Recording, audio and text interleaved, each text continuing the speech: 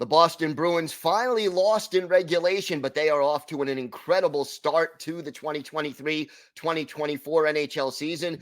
Ian McLaren of Locked On Bruins joins us to discuss how they did it and how they can keep it going. All this and more on today's Locked On NHL podcast. You're Locked On NHL, your daily podcast on the National Hockey League. Part of the Locked On Podcast Network, your team every day.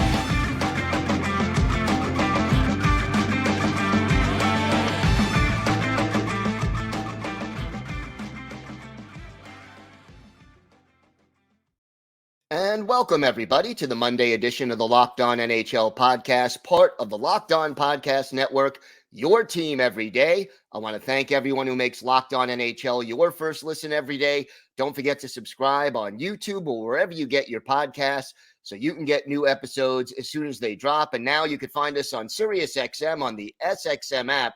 Just do a search for Locked On NHL.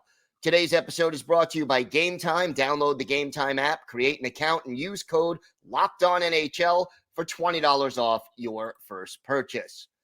It is my pleasure to welcome back to the show the host of Locked On Boston Bruins, Ian McLaren. And Ian, you know, a lot of people expected the Bruins to fall off a little bit this year with so many players retiring or not being back, and yet they just lost for the first time in regulation all season on Saturday night. What has been the keys to the early season success of the Boston Bruins?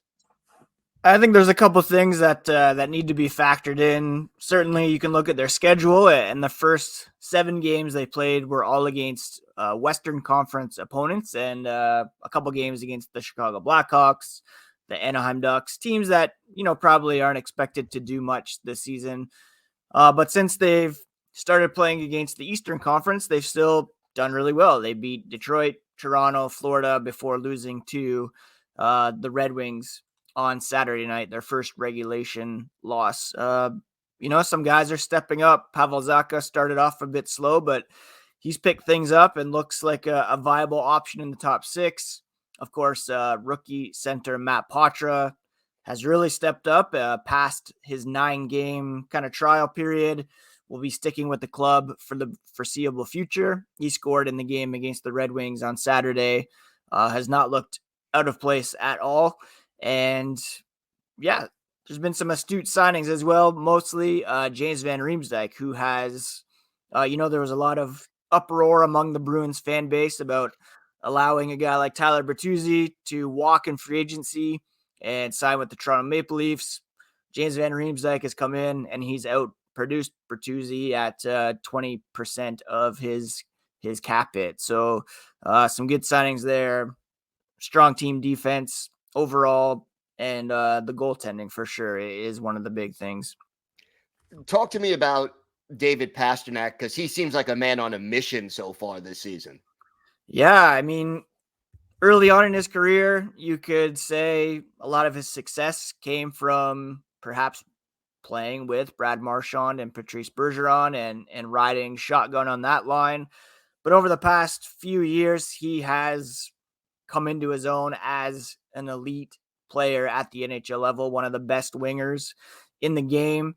And he continues to succeed and thrive no matter who he's playing with. And that's a hallmark of a truly elite player at the NHL, creating, taking games over, a threat each and every time he steps out on the ice. And I think last time I checked, he's leading the team this year in hits. So he's getting engaged physically. He's stepping up as a leader on this team, and the puck's still going in. He's still creating things. His all-around game, you can quibble with some turnovers here and there, but that's just a hallmark of a guy who has the puck a lot more than others. And just living up to that huge contract extension that he signed and that has kicked in this past the beginning of this season. Now, you mentioned the goaltending. I mean, the duo of Ullmark and Swayman. Ullmark has been excellent, and then you look at the numbers, and Swayman has been off the charts incredible. Talk to me about both of these goalies and what they're doing so well so far this year. Sure, yeah. There was a lot of talk in the offseason about maybe splitting these guys up and selling high on Linus Ullmark. There certainly would have been a lot of interest in him on the trade market.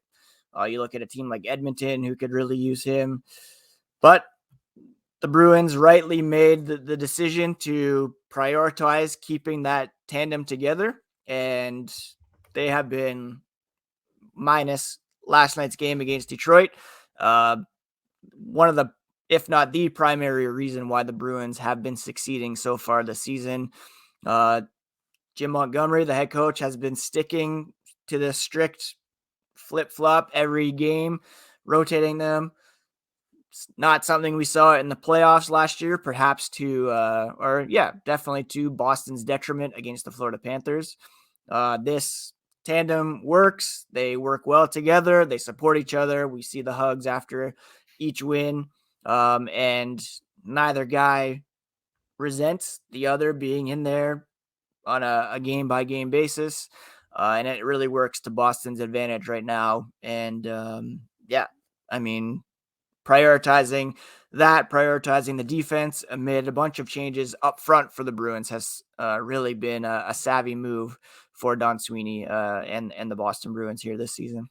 And the PK right now, second in the league. Yep, that's true. Yeah. Again, that's another function of keeping the defensive core together. Derek Forbort, a huge part of that. He's been out the past couple of games, but it stayed strong with him out for a time last year as well. Excellent penalty killing. Jim Montgomery has really instilled a fairly aggressive penalty kill, and I believe they've only had one power play goal given up so far this season, which is just insane. And yeah, special teams have been huge for the Bruins, of course. So what are the keys to keeping this up? I mean, they're not going to win at this high of a percentage, but what are the keys to keeping this season on track right now? I mean, there's the usual answers: health. The Bruins, the last two games, have played without three of their top six defensemen. They were able to beat Toronto with that group. 3 AHL guys in the lineup. Were not able to withstand Detroit. They need to get some goal scoring from some other players other than David Pastrnak. Jake DeBrusk finally got his first the other night. We'd like to see him score a bit more. And some of these young guys continuing to step up. I mentioned Patra. Mason Lohrei was recalled, and he's been pretty good so far. John Beecher on the fourth line. The Bruins have been playing very physical. They're not an easy out by any stretch. And as long as the goaltending stays hot and the defense is on point, then they really do have a chance to win each and every night, which was fairly unexpected with the departures of Patrice Bergeron and David Krejci.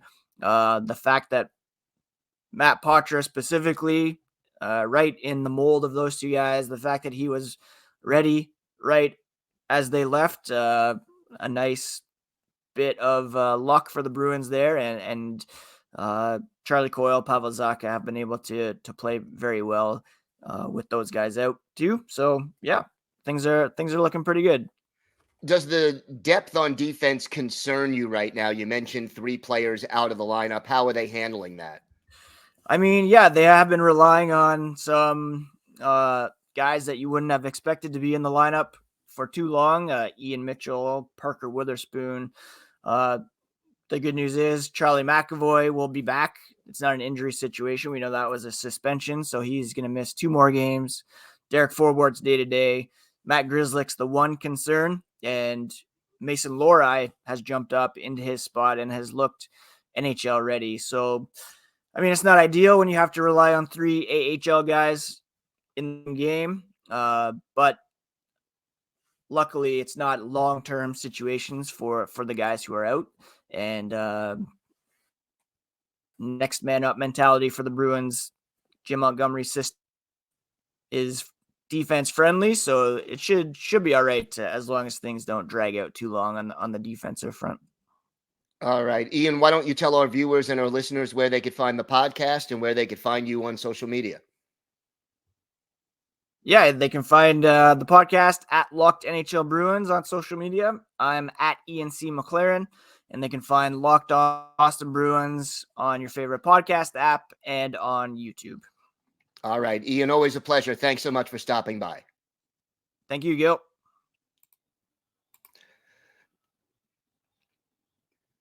Today's episode is brought to you by Game Time. You shouldn't have to worry when buying tickets to your next big event. Game Time is the fast and easy way to buy tickets for all the sports, music, comedy, and theater events near you. With killer last-minute deals, all-in prices, views from your seat, and their best price guarantee, Game Time takes the guesswork out of buying tickets. My favorite feature by far is that you can see the view from your seat on the app before you buy, so you know exactly what to expect when you arrive. And Game Time has tickets right up to the start of the event. And even an hour after it starts, it's the place to find last-minute seats. Take the guesswork out of buying tickets with Game Time. Just download the Game Time app, create an account, and use code LOCKEDONNHL for $20 off your first purchase. Terms apply. Again, create an account and redeem code LOCKEDONNHL for $20 off. Download Game Time today. Last-minute tickets, lowest prices guaranteed.